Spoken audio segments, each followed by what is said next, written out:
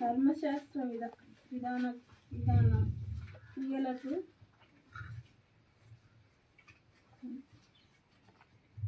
ధర్మశాస్త్రం విధించిన క్రియలకు సంబంధులందరూ శాపములకు లోనై ఉన్నారు. ఎందుకనగా ధర్మశాస్త్ర గ్రంథమందు వ్రాయబడిన విధులన్నీ చేయుటయందు నిలకడగా ఉండని. ఎలా ఉండని? వాడు శాపగ్రస్తుడు కాదు. నిలకడ లేని జీవితాలు. దేవుడు ఏం చెప్తున్నాడంటే, మనము ఎంత పాడామో, ఎంత కేకలేసామో, ఎంత ఎగిరామో, ఎన్ని డ్యాన్సులు వేసామో, మన జీవితం బయట ఎలా ఉంది, ఇంట్లో ఎలా ఉంది, సంఘంలో ఎలా ఉంది, వీటన్నిటికీ ఆధారం బేస్ ఏంటంటే దేవుని వాక్యం. ఒక విశ్వాసి దేవుని వాక్యముతో తన జీవితాన్ని సరిచూసుకుంటూ భక్తి చేయకపోతే నిలకడలేని భక్తి అవుతుంది అనమాట.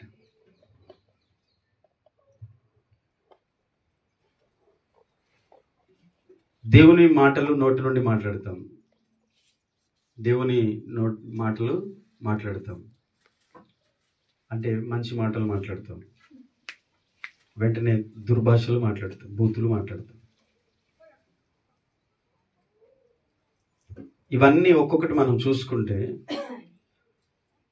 ఇప్పుడు ఈరోజు ప్రభువుల గురించి చాలాసార్లు చెప్తూ ఉంటాం. బల్లలో పాలు పొందేవారు ఇలా ఉండాలి, పాలు పొందిన తర్వాత జాగ్రత్తగా ఉండాలి, ఒకవేళ ఇలా ఉంటే బల్లలో పాలు పొందకూడదు, అయోగ్యంగా బల్లలో పాలు పొందితే శిక్షా విధి, ఇవన్నీ తెలుసు కదా. కానీ పట్టించుకోరు, ఎవరు పట్టించుకోరు. నిలకడ లేని ఆ స్థితి మనల్ని శాపగ్రస్తులుగా మారుస్తుంది. నోట్ చేసుకోండి. భక్తిలో నిలకడ లేకుంటే శపించబడతారు. మనం చేసే భక్తి జీవితంలో నిలకడ అనేది లేకపోతే ఒకదానికి కమిట్ అయి ఉండాలి, ఒకదానికి మనము కమిట్ అయి ఉండాలి, ఒక నిబద్ధత ఉండాలి. మనం చేసే భక్తిలో నిలకడ లేదు అంటే శాపం వస్తుంది. నేను చెప్పట్లేదు, బైబిల్ చెప్తుంది. ఎవరైనా కానీ సేవకులని, విశ్వాసులని ఏముండదు, పక్షపాతం లేదు. వాక్యము అందరికీ వాక్యమే. చెప్తున్న నాకు, వింటున్న మీకు, అది నేను చదువుతున్నప్పుడు నా జీవితానికి అది నేను చెప్తున్నప్పుడు నాకు వాక్యము రెండంచుల ఖడ్గం, రెండు వైపులా.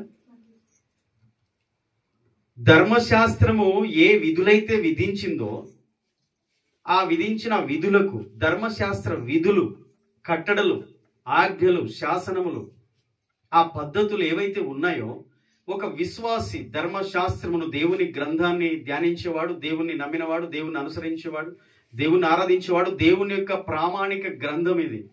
ఈ గ్రంథమును అనుసరించుటలో, ఈ ధర్మశాస్త్రములో వ్రాయబడిన విధులన్నిటిలో వాటిని చేయుటయందు, ఆ మాట మర్చిపోకండి. ధర్మశాస్త్ర విధులన్నీ చేయుటయందు నిలకడగా ఉండని వాడు శాపగ్రస్తుడు. చేయడంలో నిలకడగా ఉండకపోతేనే శాపగ్రస్తులు అవుతారు. పాటలు ఏమైపోయాయి, ప్రార్థనలు ఏమైపోయాయి, పరిచర్యలు ఏమైపోయాయి, మనం చేసే ఆర్భాటం ఏమైపోయాయి, వాక్యం ఏం చెప్తుంది? అవి చేయడంలో నువ్వు నిలకడ లేకపోతే ఇంకా మిగతా ఏం చేసినా. ఇప్పుడు ఒక పనికి వెళ్తే కాసేపు తవ్వి, కాసేపు అంతా తిరిగి వచ్చి, కాసేపు ఊర్లోకి వెళ్ళి వ్యవహారం చేసి వచ్చి మళ్ళీ తవ్వుతారా? ఒక పనికి వెళ్తే పనిలో నిలకడ ఉంటారా, ఉండరా? ఉండకపోతే నీకు కూలి కూడా ఇవ్వడు, ఇస్తారా? చేసే పనిలో నిలకడ లేకపోతే,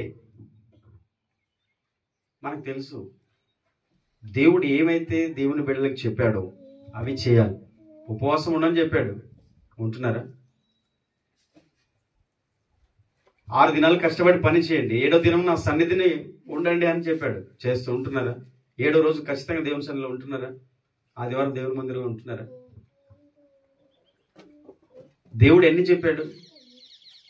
అవి ఏవి చేయకుండా, వాటిలో నిలకడ లేకుండా, చేయడంలో మనం ఫెయిల్ అయిపోయి ఇక మనం ఏం చేసినా ఉపయోగం లేదు. కాబట్టి జాగ్రత్త.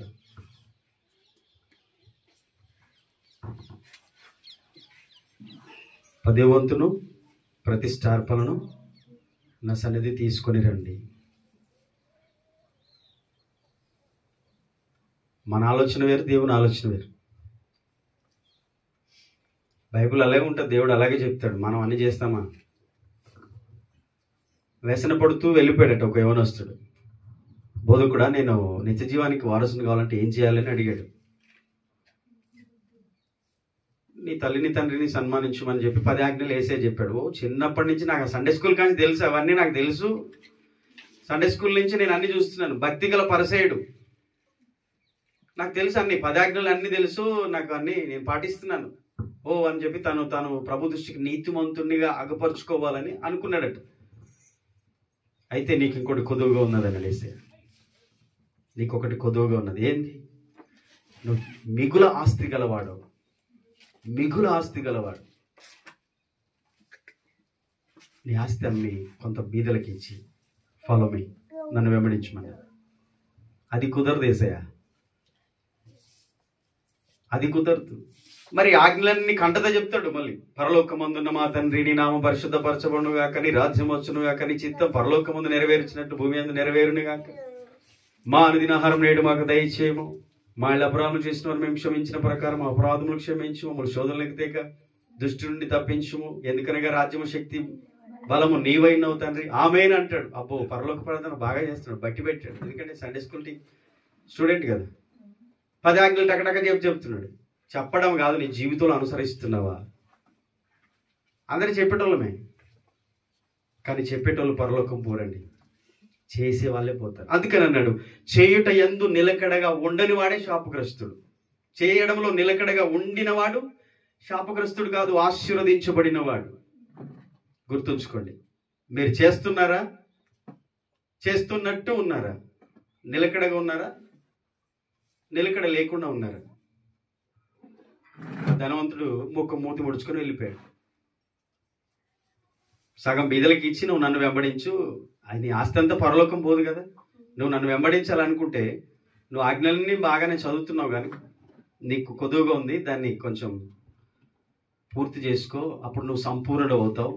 మంచిదే, మంచి భక్తి ఉంది నీ దగ్గర, కానీ నీ దగ్గర లోపం ఒకటి ఉంది. ఏంటి ఆ లోపం అంటే, నువ్వు ధనాన్ని, ఆస్తిని, లోకాన్ని ప్రేమిస్తున్నావు. కొంచెం అది తగ్గించి నన్ను ప్రేమించు అంటే ఏం చేయాలి?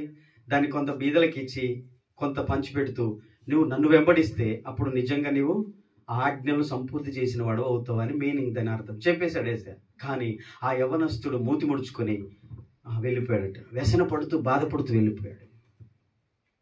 నేను నిన్నైనా వదిలేస్తాను కానీ నేను ఈ లోకాన్ని అయిపోయాయి.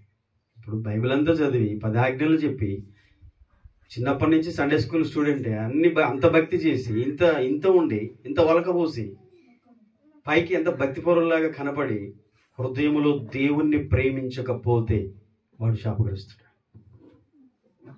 పైకి ప్రేమిస్తారు అందరూ. ఇప్పుడు చప్పట్లు కొట్టి పాటలు పాడినంత మాత్రం యేసయ్యను ప్రేమించినట్టు అనుకుంటున్నారా? లేదు లేదు, యేసయ్య హృదయాన్ని చూస్తాడు.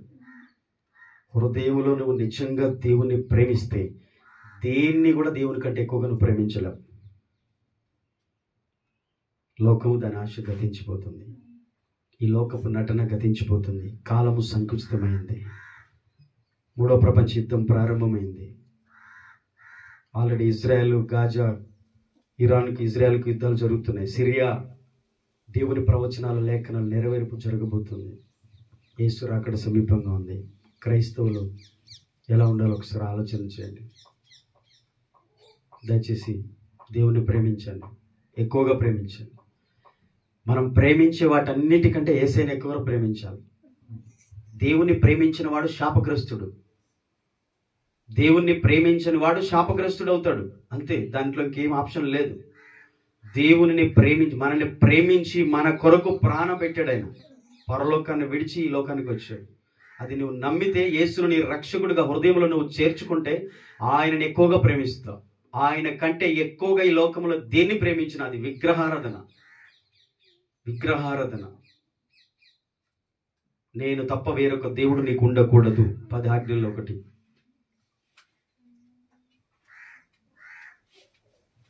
తెలుసు, అందరికి తెలుసు.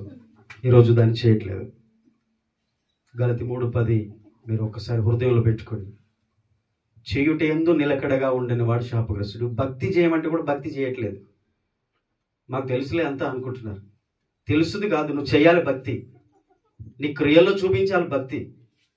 చేయకపోతే నువ్వు శాపగ్రస్తుడు అవుతావు. భక్తి చేయాలి. భక్తి చేయడం అంటే ప్రార్థన చేయడం కాదు. మేము బాగా ప్రార్థన చేస్తాం, అది కాదు భక్తి. అది ఒక భాగమే, ఒక పార్ట్. ప్రార్థన అనేది ఒక పార్ట్. సత్క్రియలే. సాక్ష్యం చెప్తే దానికి తగినట్టు జీవితం, దానికి తగినట్టు కృతజ్ఞత. క్రియలతో కూడిన భక్తి చేయండి, మాటలతో కూడిన భక్తి మానేయండి.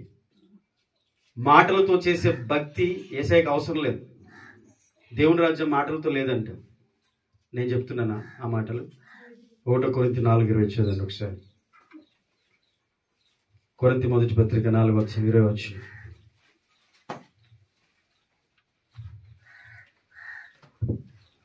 దేవుని రాజ్యము మాటలతో కాదు శక్తితోనే ఉన్నది. మీరేమి కోరుతున్నారు? చాలు, మళ్ళీ చెప్పు. చదువు.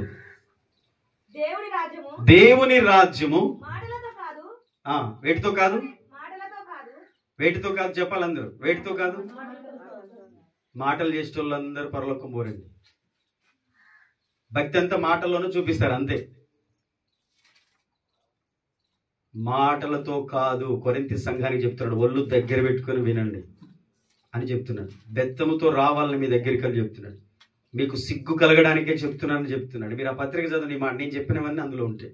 కొరింథీ సంఘములో ఉప్పొంగుతున్నారనమాట. ఎందుకు ఉప్పొంగుతున్నారు? ధనంలో గ్రేట్, వాళ్ళు డబ్బులో బాగున్నారు, వరాలు పొందుకున్నారు. ఫస్ట్ అధ్యాయం మీరు తర్వాత చదివితే అక్కడ రాయబడి ఉంటాయి. జ్ఞానములో అందరు మించిపోయారు. మస్తు జ్ఞానం ఉంది, మస్తు ధనం ఉంది, మస్తు మాటలు ఉన్నాయి, క్రియలు లేవు.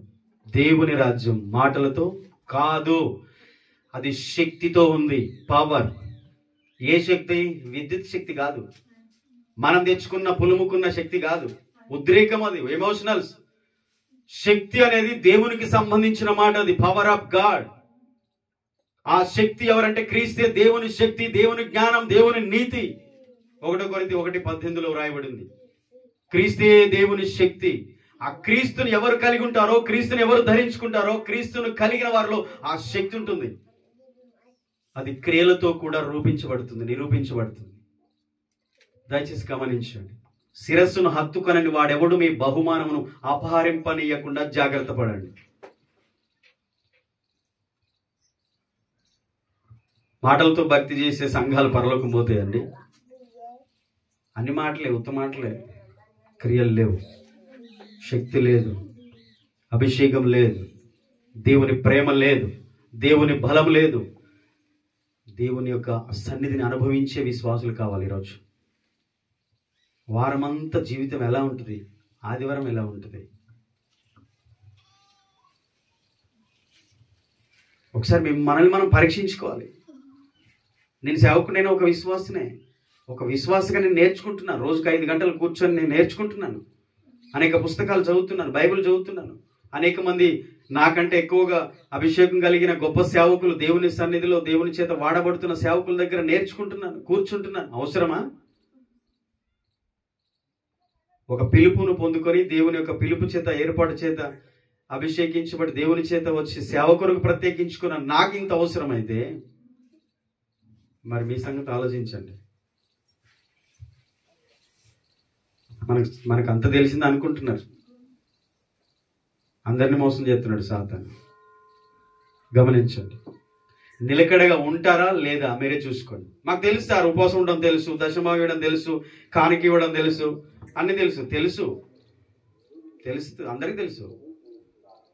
తెలిసిందని కాదు, నువ్వు ఎంతవరకు దానిలో నిలకడగా ఉన్నావు? చేయుటయందు అనుసరించుటలో నిలకడగా ఉన్నావా లేదా? ప్రార్థన చేయడం తెలుసు కానీ ప్రార్థన చేయవు అంటే నువ్వు నిలకడగా ఉన్నావా? ప్రతిరోజు ఎంతమంది దేవునితో సమయం గడుపుతున్నారు? 1 గంట.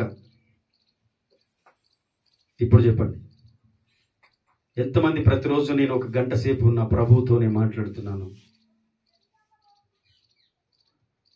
నేను అడిగేది మిమ్మల్ని,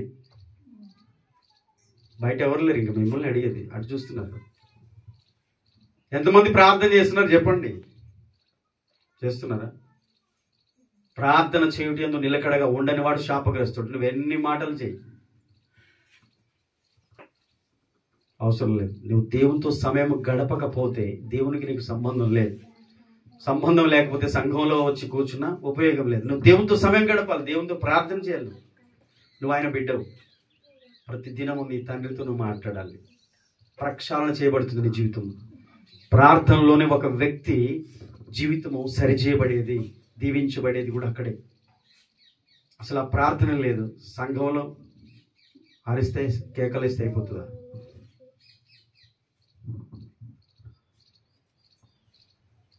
అది ఆ స్థితిని మనం దాటేసి వచ్చాము అందరూ. ఆల్మోస్ట్ మొదటి స్థితికి రండి. ఆరంభం మొదటి నుంచి స్టార్ట్ చేయండి. నిలకడగా ఉండడంలోనే ఫస్ట్ ప్రారంభం కావాలి. చెప్పే నేనైనా వింటున్నాం మీరైనా.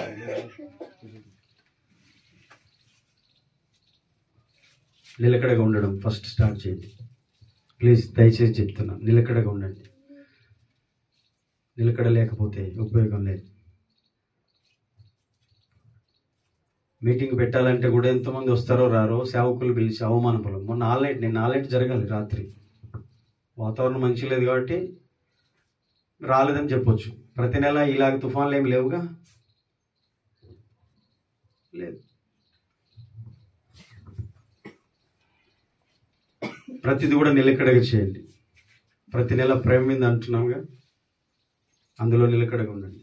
ప్రతి నెల దేవునికి మీ కష్టారితంలో మలాకి 3, 8, 9, 10 వచనాల ప్రకారంగా ఇక్కడే మనం ఆలోచించే విధానం మార్చుకుంటే దేవుని యొక్క చిత్తం జరుగుద్ది. ఆమె మనం ఆలోచించే విధానం మార్చుకోవాలి. నేను తీసుకెళ్లేది ఏదైనా, నేను ఇచ్చేది ఇక్కడ ఉన్న పాస్టర్ కానీ అనుకుంటున్నావు కాబట్టి నువ్వు ఇయ్యలేవు. నీ జీవితంలో జరగదు. నేను 100 రూపాయలు కానికి ఇచ్చినా నేను ఎక్కడ పాస్టర్కి ఇస్తున్నాను. పాస్టర్ దేవుడు పిలిచాడు, దేవుడు పోషిస్తాడు. మీరు సిగ్గుపడతారు రేపు. నన్ను సిగ్గుపడినాడు దేవుడు. నిలకడగా ఉండండి. నేను ఇచ్చేది దేవునికి అంటే నువ్వు దేవుడు చెప్పింది నువ్వు చేస్తున్నావు, అందులో నిలకడగా ఉన్నావు అంతే. దేవుణ్ణి క్వశ్చన్ చేసే రైట్స్ నీకుంటే. భక్తి చేయండి. భక్తి చేస్తే ఆ భక్తిలో ఒక ప్రార్థనే ఉండదు, సత్క్రియలతో కూడినదై ఉంటుంది భక్తి. హల్లెలూయా. సత్క్రియలతో కూడినదై ఉంటుంది. ఈ మాటలు మీరు అర్థం చేసుకొని స్వీకరిస్తారని నేను ఆశిస్తున్నాను. ఓకే, ఒక మాట మనము పోయిన వారం ధ్యానించిన అంశంలో నుంచి ఒక్క మాట జ్ఞాపకం చేసుకుందాం. అపోస్తలుల గురించి నేర్చుకొని దేవుని యొక్క కార్యాన్ని వారి జీవితంలో చూడడానికి ముందు సేవకుని యొక్క మాట విన్నట్టుగా మనం చదువుతున్నాం. నయమాను గురించి మనం నేర్చుకుంటున్నాం. నయమాను దేవుని కార్యాన్ని తన జీవితంలో చూశాడు. అయితే ఎలీషా ప్రవక్త చెప్పిన మాట విన్నప్పుడే ఆ కార్యం జరిగింది. ఒకవేళ ఇది బిబ్లికల్గా దీన్ని మనము అనుసరించకుండా ఈ విధానాన్ని ఎవరైతే తిరస్కరించి కొట్టిపారేసి వెళ్ళిపోయారో వారి జీవితంలో దేవుడు ఇక ఎన్నడూ కార్యం చేయలేదు. వారి జీవితంలో దేవుడు ఎన్నడూ జోక్యం చేసుకోలేదు. ఒకవేళ అలా వెళ్ళిపోయిన వారు దేశదిమ్మరులైపోయారు. ఉదాహరణకు కయీను మనకు తెలుసు. హేబేలు కయీను అన్నదమ్ములు. కయీను దేశదిమ్మరైపోయాడు, శాపగ్రస్తుడయ్యాడు. మాట దేవుడు ఏదైతే చెప్పాడో అది చేయడంలో తన మూర్ఖత్వాన్ని కనపరిచాడు. చేశాడు కానీ హృదయంలో కోపం ఉంచుకొని చేశాడు. ఇప్పుడు కానికిచ్చిన లోపల తిట్టుకుంటూ కానికిస్తారు, మండిపడుతూ ఇస్తారు సేవకునికి. అసలు మనం ఇచ్చేది దేవునికా సేవకునికా? నయమాన్ ఏం చేశాడు? నయమాన్ కుష్ఠరోగి కదా. తాను వెళ్ళేటప్పుడు చేతులు ఊపుకుంటూ వెళ్ళాడు అనుకున్నారా ఎలీషా కాడికి? చూడండి 2 రాజుల గ్రంథం 5వ అధ్యాయం 5వ వచనం చదవండి.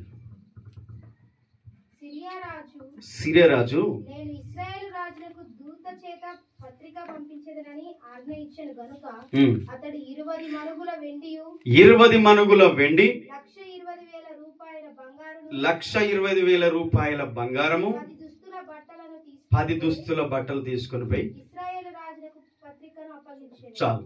ఇప్పుడు ఈ స్టోరీ మనకు గతంలో నేను మళ్ళీ ఎక్కువ వివరించట్లేదు. ఇజ్రాయెల్ దేశం నుంచి ఒక చిన్నది తీసుకొచ్చారు.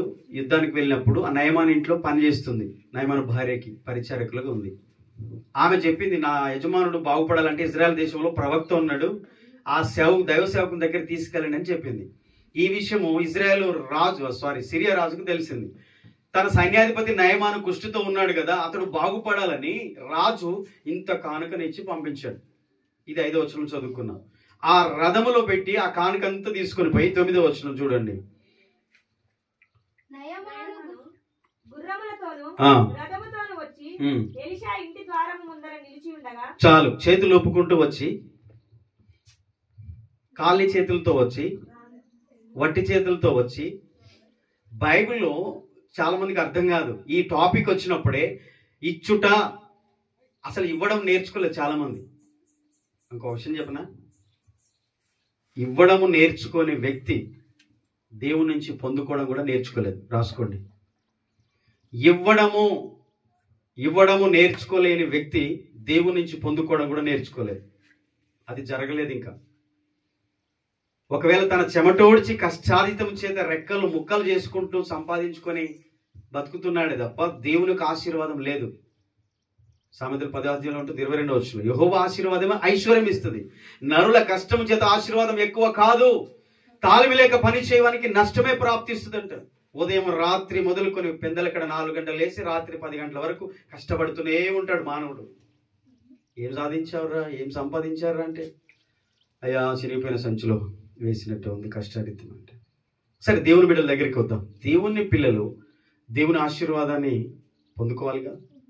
మన ఐశ్వర్యాన్ని నమ్ముకోవడం కాదు, దేవుని ఆశీర్వాదాన్ని. ఆయన ఆశీర్వదిస్తే అది ఎన్నటికి అది ఆశీర్వాదంగా ఉంటుంది, అది ఉండిపోతుంది.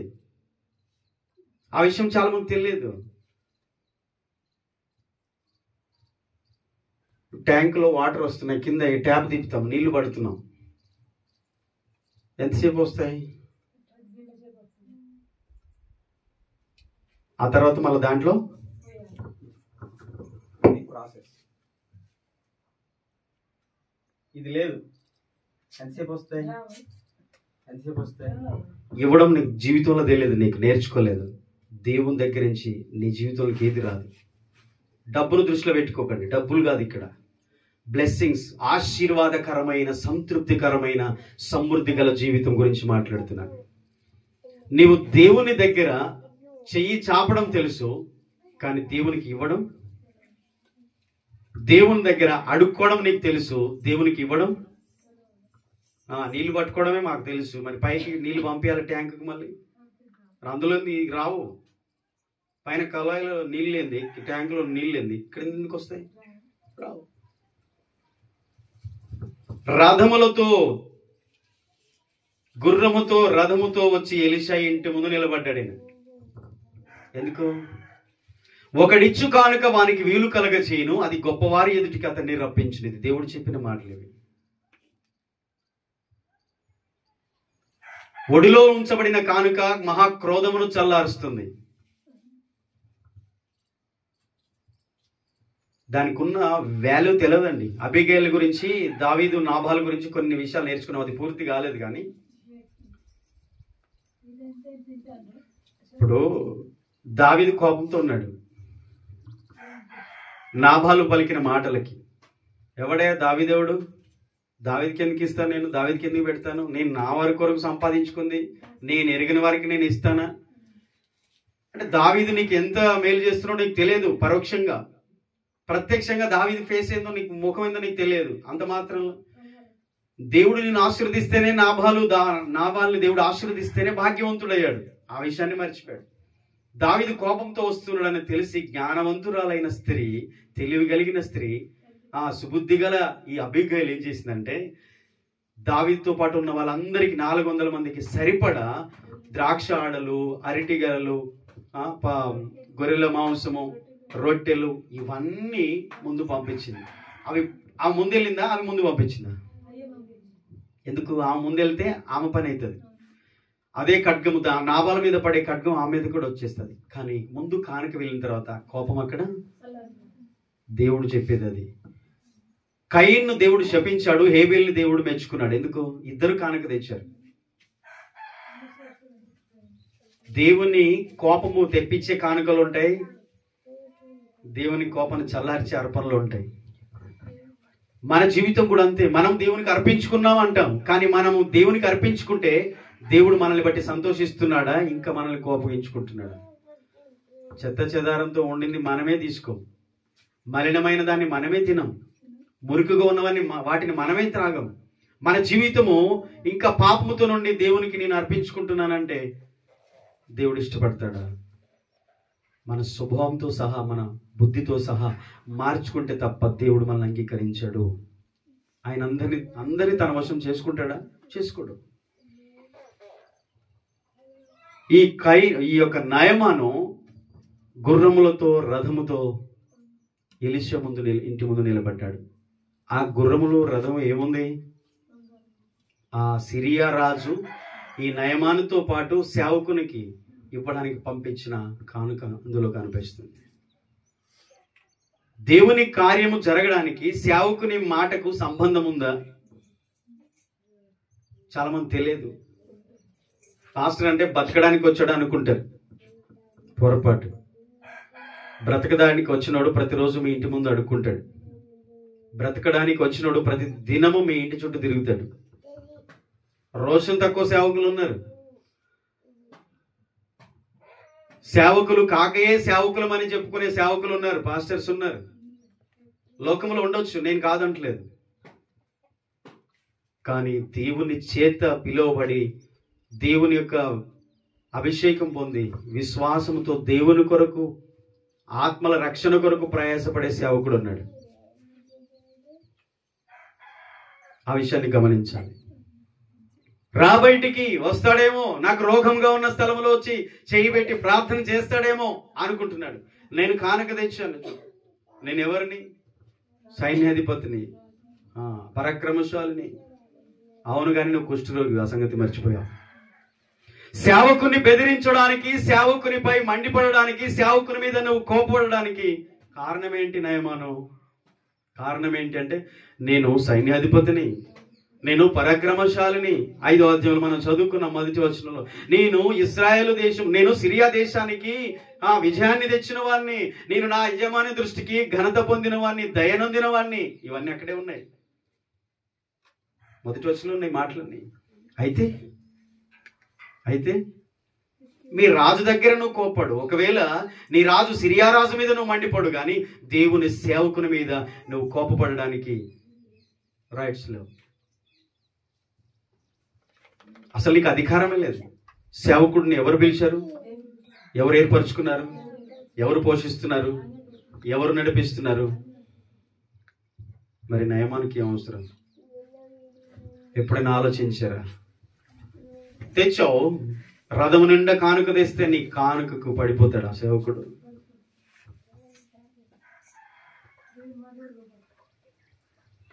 ఎప్పుడైనా ఆలోచించండి. సేవకుని మాట వినడమే మన జీవితంలో ప్రాముఖ్యం. దేవుడు ఏ దర్శనం ఇచ్చి సేవకుని పంపాడో, నీకు ఏ సేవకునికి నిన్ను అప్పగించాడో ఆ సేవకుని మాట విని, ఆ సేవకుని మాటకు లోబడి నీ కుటుంబాన్ని కట్టుకో, నీ జీవితాన్ని కట్టుకోవాలి.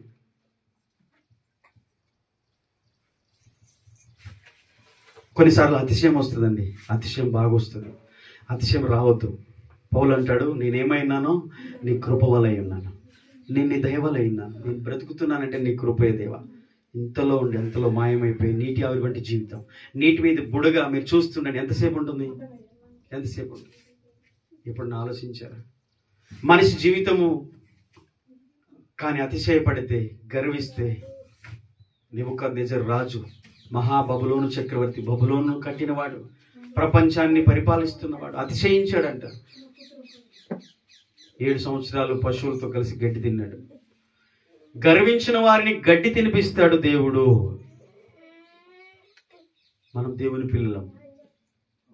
మనం దేవుని మహిమపరచాలి, దేవుని ఆరాధించాలి. హల్లెలూయా.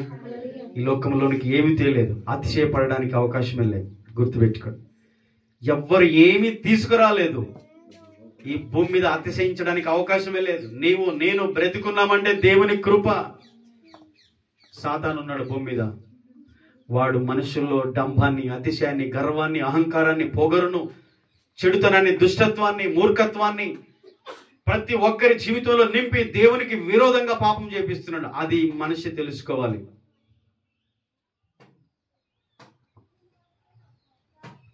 మానవుడు తెలుసుకోవాలి. ఈరోజు దేవుని బిడ్డలు ముందుగా ముఖ్యంగా తెలుసుకోవాలి.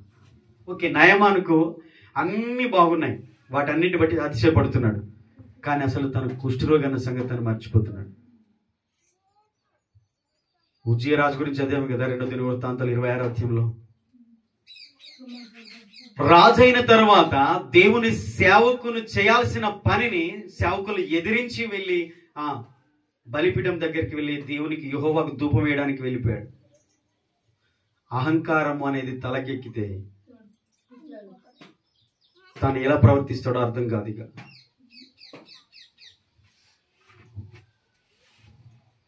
కొట్టడానికి చేయి లేపాడు, దేవుని సేవకుల మీదకి చేయి లేపాడు. ఆ చెయ్యి ఎండిపోయింది, నొసటన కుష్టి వచ్చింది.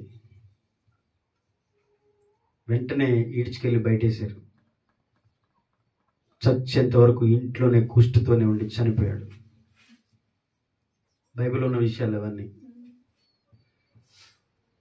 దేవుడు మనకి నేర్పించే పాఠాలు. దేవుడు మనల్ని శిక్షిస్తాడు, మనల్ని ప్రేమిస్తున్నాడు కనుక గద్దిస్తాడు. నా జీవితంలో అనుభవం అది. మేము నష్టపోయినప్పుడు, అనారోగ్య పాలైనప్పుడు, కష్టాల పైన పాలైనప్పుడు ప్రతిసారి దేవా నీ సేవా నియమంలో మేము ఎక్కడ తప్పిపోతున్నాం, పిల్లల విషయంలో అయినా మా విషయంలో అయినా సరి చేసుకుంటున్నాం. మనుషులను సంతోష పెట్టడానికి కాదు, దేవుణ్ణి సంతోష పెట్టడానికే మనం ఉన్నాం. మీరు కూడా అదే గుర్తుపెట్టుకోండి. మనకున్న వారిని అందరినీ సంతోష పెట్టాలని మీరు అనుకోకండి. మీకున్న వారిని అందరినీ సంతోష పెట్టాలంటే వారితో తాగాలి, వారితో తినాలి, వారితో మీరు పాపం చేయాలి. దేవుణ్ణి సంతోష పెట్టాలని మీరు అనుకుంటే మాత్రం మనుషులు ఎవరిని మీరు పట్టించుకోరు. తిట్టే వాళ్ళు తిడతారు, నిందించే వాళ్ళు నిందిస్తారు, మన మీద చెడ్డ మాటలు పలికే వారు పలుకుతూనే ఉంటారు.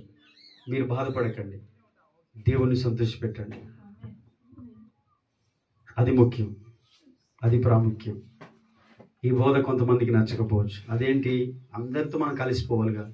కలిసిపోవడం అంటే అందరితో మాట్లాడము, కలిసి పని చేయడమే, పాపం చేయడం కాదు. కలిసిపోవడం అంటే సాంగత్యం వేరు, సహవాసం వేరు. నలుగురితో కలిసి పనికి వెళ్ళినప్పుడు నలుగురితో కలిసి భోజనం చేస్తాం పని దగ్గర, కానీ వారి క్రియలలో పాలువారు కావద్దు. గుర్తుంచుకోండి, ఈరోజు నిలకడ అనే మాట మనం ఉదయకాలం అంత ముందే ధ్యానించాం. నిలకడ అనేది మన జీవితంలో అవసరం, తగ్గింపు అనేది మన జీవితంలో అవసరం. ఆ కోపము ఎంతవరకు దారి తీస్తుంది? మిరియాము అహరోనులు మోషే మీద కోపడ్డారు, సనిగారు.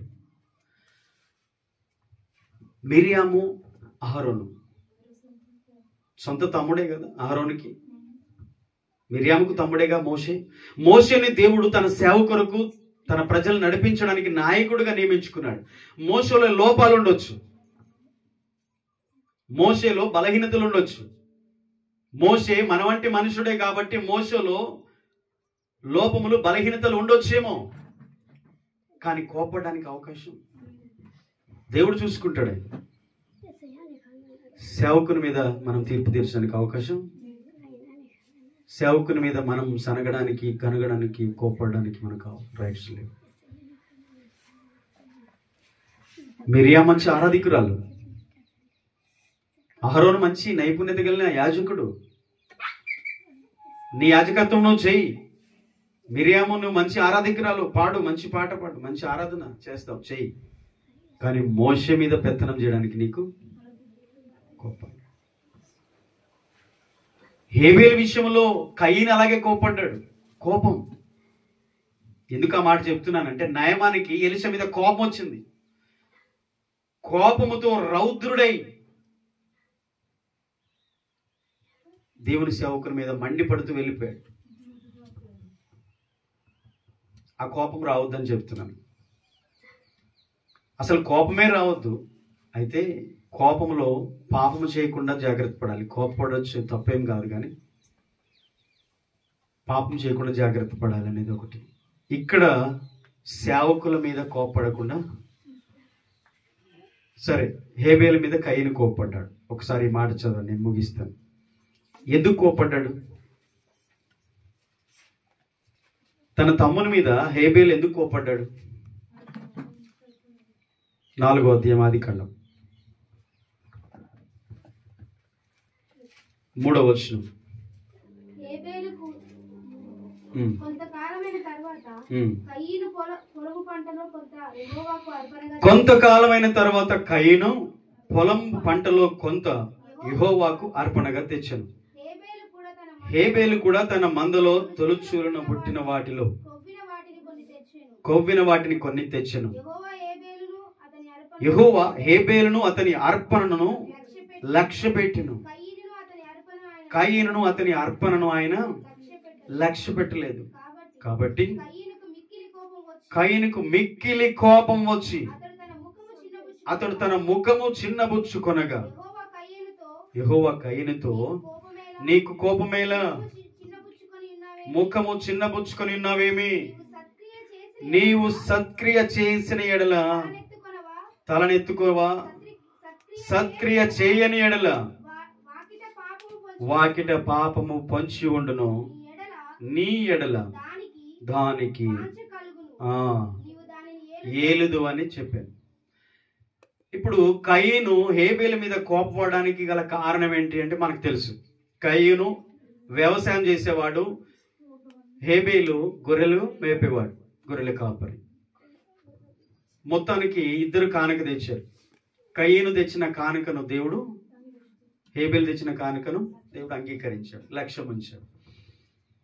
దేవుడు తనను అంగీకరించాడు, తన కానుకను అంగీకరించాడని కయీనుకు కోపం. కోపంలో 2-3 విషయాలు జరుగుతాయి. ఫస్ట్, కోపంతో ఆగిపోదు. కోపము పగగా మారుతుంది, ఆ పగ హత్యగా మారుతుంది. కోపము తర్వాత పగ తర్వాత హత్య. కోపము ఎవరి మీద అయితే మనం పెంచుకుంటామో ఆ కోపం ఆ కోపం అనేది కొంచెము టైం తీసుకుంటే అది ఒక పగ అయిపోతుంది అనమాట. ఆ కోపం పగగా మారి తర్వాత హత్య చేశాడు. హత్య మొట్టమొదటి నరహత్య బైబిల్లో ఇదే. తన తమ్ముని మీద కోపడానికి కారణం ఏంటి? పగ పెట్టుకోవడానికి కారణం ఏంటి? తన తమ్ముని హత్య చేయడానికి గల కారణం ఏంటి? కోపము, పగ, హత్య, మూడిటి గల కారణం ఏంటి? తన కానుకను దేవుడు అంగీకరించలేదు. దేవుడు తనను అంగీకరించలేదు. దేవుడు తన యందు లక్ష్యం ఉంచలేదు. లేక తన కానుక, తన అర్పణ యందు దేవుడు లక్ష్యం ఉంచలేదు, ఇష్టపడలేదు, త్రోసివేశాడు. ఎందుకు త్రోసివేశాడు? కయీను యొక్క హృదయము, కయీను యొక్క జీవితము సరిగ్గా. తను కోపడాల్సింది, పగబెట్టుకోవాల్సింది, హత్య చేయాల్సింది కాదు. తన జీవితాన్ని సరి చేసుకోవాలి, తన కానుకను సరి చేసుకోవాలి, తన అర్పణను మార్చుకోవాలి, తన దేవునికి ఇచ్చే అర్పణ విధానాన్ని మార్చుకోవాలి. హేబేలు తెస్తున్నాడు, కయీను తెచ్చాడు. మరి హేబేలు ఏ హృదయంతో తెచ్చాడు కానుక? కయీను ఎలాంటి హృదయంతో తెచ్చాడు?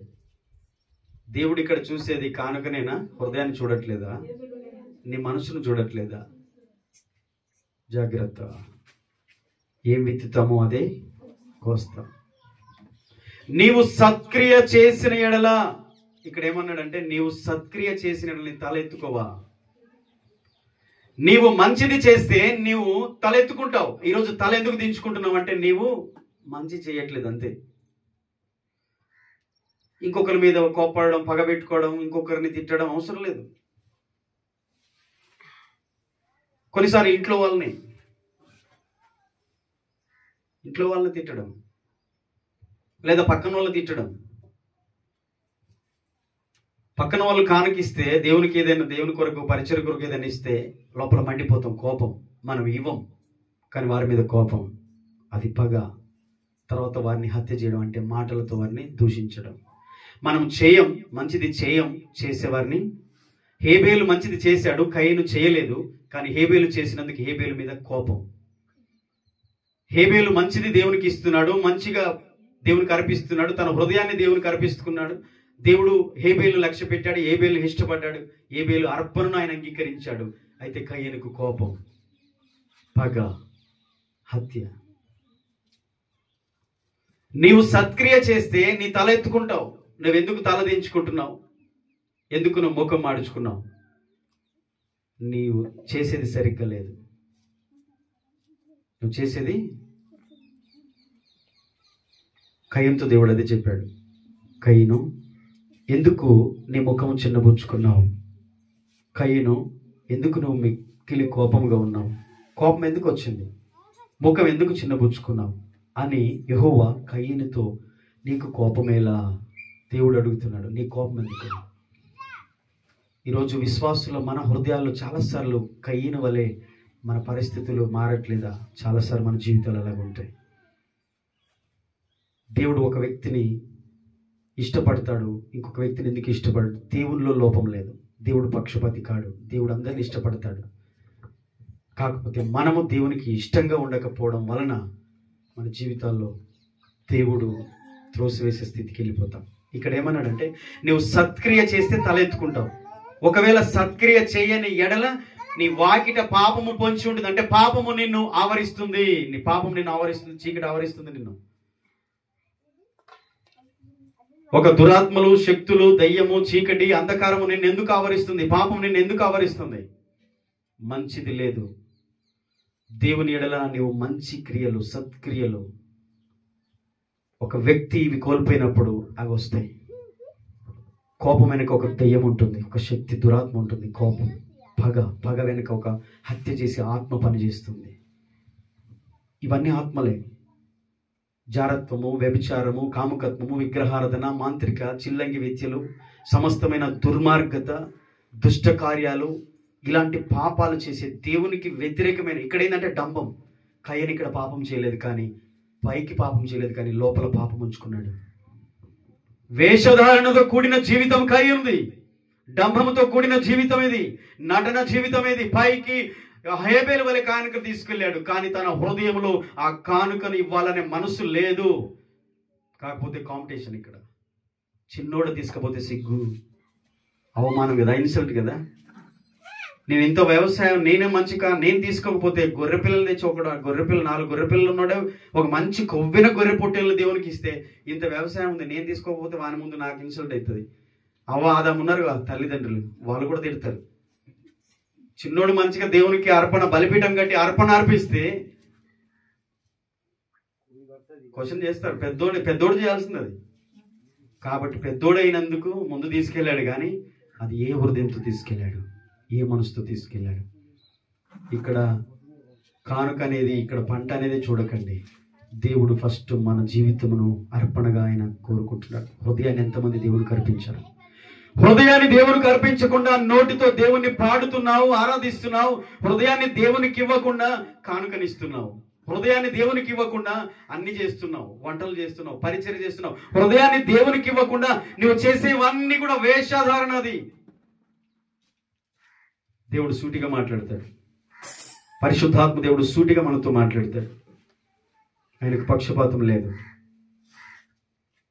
కయీను జీవితాన్ని ముందు పెట్టి చూడండి, హేబేలు జీవితాన్ని ముందు పెట్టుకొని చూడండి. హేబేలు వల్లే మన హృదయాలు ఉన్నాయా? మన జీవితం ఉందా? మన అర్పణలు ఉన్నాయా? లేక కయీను వల్లే ఉన్నాయా? కయీను వేషధారి, కయీను డంబికుడు, పైకి డంబంగా ప్రవర్తిస్తాడు. కయీను ఒక వేషధారి, కోపిష్టి, పగగలవాడు, హత్య చేసేవాడు, ఎంతటికైనా తెగించేవాడు. కయీను నీతిమంతుడైన హేబేలుని చంపాడు. హెబ్రీ గ్రంథంలో కూడా ఈ గ్రంథకర్త పౌలు హేబేలు గురించి చెప్తా ఉంటాడు. విశ్వాసుల వీరుల గ్రంథం హెబ్రీ 11వ అధ్యాయంలో ఆరంభంలోనే హేబేలు, నీతిమంతుడైన హేబేలు రక్తము మొదలు పెడుతుందట దేవునికి భూమి మీద. తన తమ్ముడు చంపిన రక్తం, తన అన్న చంపిన రక్తము అతని మీద ప్రవహిస్తుంది, నేల మీద ప్రవహిస్తుంది. ప్రాముఖ్యం. తను మార్చుకోలేదు, కయ్యను మార్చుకోలేదు. చివరి ఒక మాట చెప్పి ముగిస్తాను. కయ్యను మార్చుకోలేదు. దేవుడు అడిగాడు, కయ్యను నీకెందుకు కోపం? నీకు కోపమేలా? కోపం ఎందుకు అంటే కయ్యను ఆ కోపమును దేవుని మీద కూడా చూపించాడు. తాను చేసిన క్రియలను బట్టి కయ్యను దేశ దిమ్మరైపోయి నలు దిశలా చెదిరిపోయాడు. తన గురించి ఎక్కడ కూడా ప్రస్తావన లేదు. కయీను చాప్టర్ అక్కడ క్లోజ్ అయిపోయింది. కానీ హేబేలు నీతిమంతుల జాబితాలో చేర్చబడ్డాడు, విశ్వాస వీరుల జాబితాలో చేర్చబడ్డాడు. దేవునికి ఇష్టమైన వారిలో పేరు పొందిన వాడిగా హేబేలు నిలబడ్డాడు. కయీను జీవితం అంతటితో ముగించబడింది. కయీను అడ్రస్ లేకుండా అయిపోయాడు. పరలోకము కన్యకగా, పరిశుద్ధురాలైన కన్యకగా ప్రభువు కొరకు మనము పరలోకమునకు ప్రభువుని ఎదుర్కోవడానికి వెళ్ళి పరలోకములు ప్రభుతో ఉండడానికి పిలువబడ్డాం. హేబేలు వలె నీతిమంతుల గ్రూపులో జాబితాలో ఉండడానికి పిలువబడ్డాం. కయీను వలె అంతరించిపోవడానికి మనం పిలువబడలేదు. ఈ గ్రామం నుంచి దేవుడిని ఎందుకు ఏర్పరచుకున్నాడు? నీ భక్తిని నువ్వు సరి చేసుకో, నీ జీవితాన్ని సరి చేసుకో, నీ యొక్క ప్రవర్తనను సరి చేసుకో. మంచిది చేయకపోతే పాపం వాకిటిని పొంచుంటుంది. దీని అర్థం ఏంటంటే హెబ్రూలో, గ్రీకులో ఏముంది తెలుసా? పాపము వాకిట పొంచిందని ఇక్కడ తెలుగులో ఉంది, కానీ దాని అక్కడ ఏముంది తెలుసా? పాపము నిన్ను ఆవరించింది అని చెప్పాడు దేవుడు. సత్క్రియ చేసిన ఎడల నువ్వు తల ఎత్తుకుంటావు, సత్క్రియ చేయకపోతే తల దించుకుంటావు. పాపము నిన్ను ఆవరించింది, పాపమును చీకటి ఆవరించింది. అంతటితో శపించబడి శాపం పొందుకొని పరలోకం నుండి దేవుని దగ్గర నుంచి కయీను మీదకి శాపం వచ్చింది. ఆ శాపగ్రస్తుడైపోయి చెదిరిపోయాడు కయీను. కోపం, నయమానికి కోపం. 7 మార్లు యోర్దాను నదిలో మునిగి బాగుపడమంటే కోపం. సేవకుడు చెప్తే వినడానికి ఇష్టం లేక కోపం. ఆయన ఏంటి మాకు చెప్పేది? ఆయన కాదు, దేవుడు చెప్తున్నాడు. దేవుడు సేవకుని ద్వారా చెప్తున్నాడు. అది నీ మంచి కొరకు, నీ మేలు కొరకు. వాక్యము దేవుడు, ఆ వాక్యాన్ని సేవకుడు మీకు చెప్తున్నాడు. దేవుణ్ణి మీకు పరిచయం చేస్తున్నాడు. మీతో మాట్లాడేది మనిషి కాదు, దేవుడు మాట్లాడుతున్నాడు. ఎంతమంది జీవితాలు మార్చుకుంటున్నారు? మోడు బారిన జీవితాల్లాగా అలాగే మొద్దులాగా ఉండిపోతారా? లేకపోతే ఈరోజు మోడు బారిన జీవితము చిగురింపజేసుకోవాలి. దేవుని వాక్యం ద్వారా, దేవుని ఆత్మ ద్వారా, దేవుని రక్తం ద్వారా, దేవుని యొక్క సన్నిధిలో నేను నా ఆత్మను, నా జీవితాన్ని చిగురింపజేసుకోవాలి అని ఎంతమంది అనుకుంటున్నారు? దేవుడు నీ కుటుంబాన్ని దీవించాలనుకుంటున్నారా? దేవుడు నీ కుటుంబాన్ని అనుకుంటున్నారా? ఒకవేళ మీరున్న పరిస్థితుల్లో నుంచి, ఆ సమస్యల నుంచి బయటికి రావాలనుకుంటున్నారా? వాక్యానికి విధేయత చూపండి, దేవుని ప్రేమించండి. దేవుడు పంపిన సేవకుని నిరాకరించకుండా ఆయనను అంగీకరించండి. ఆయన చెప్పే మాటను మీరు అంగీకరించండి. నయమాను ఆ తర్వాత కోపడిన తర్వాత మరలా బుద్ధి తెచ్చుకొని తన దాసుడు చెప్పిన మాట విని యోర్దాను నదిలో మునిగి స్వస్థత పొందుకున్నాడు. కుష్ఠరోగం పోయింది. పసిపిల్లవాని దేహం వల్ల తన దేహం మార్చబడింది. అదే కోపంతో నయమాన జీవితం బ్రతికితే జీవితాంతం ఉంటే అదే కుష్ఠతో జీవితాంతం ఉండేవాడు. అదే కోపంతో నయమాను రగులుతూ ఉంటే కుష్ఠతో కూడా కుళ్ళిపోతూ ఉండేవాడు. ఆ కోపం తగ్గించుకున్నప్పుడు, పగ తగ్గించుకున్నప్పుడు నయమాను జీవితంలో స్వస్థత కలిగింది, మేలు జరిగింది. సేవకునికి విరోధంగా ఎవరు మాట్లాడినా దేవునికి విరోధంగా మాట్లాడుతున్నారన్న సంగతిని మర్చిపోవద్దు. దైవ సేవకుడు చెప్పాడంటే అది మనం చేయాలి. ఖచ్చితంగా అది మన జీవితాల్లో మేలు. ఈరోజు మనకు బలం ఉండొచ్చు, తెలివి ఉండొచ్చు, జ్ఞానం ఉండొచ్చు, లోకములు మనకు పేరు, కీర్తి, ప్రతిష్టలు ఉండొచ్చు. ఎన్నున్నా మనం దేవుని పిల్లలం. దేవుడు పంపిన సేవకుని మాటకు మనం విధేయత చూపాలి. ముఖం ముడుచుకొని, ముఖం చిన్నబుచ్చుకొని బయటికి వెళ్ళిపోతే నష్టపోయేది సేవకుడు కాదు, వెళ్ళిన వారే. సేవకుడు నష్టపోడు. దేవుడు పిలిచాడు సేవకుని. ఈరోజు సేవకునికి దేవుడు నిన్ను అప్పగించాడు. ఆ దైవ సేవకుని మాట విని అందరూ కూడా దీవించబడాలని కోరుకుంటున్నాం. అందరూ తల ఉంచుతాం, ప్రార్థన చేద్దాం. మోకరించండి, ఒక్క నిమిషం తల ఉంచుతాం, ప్రార్థన చేద్దాం. Thank you.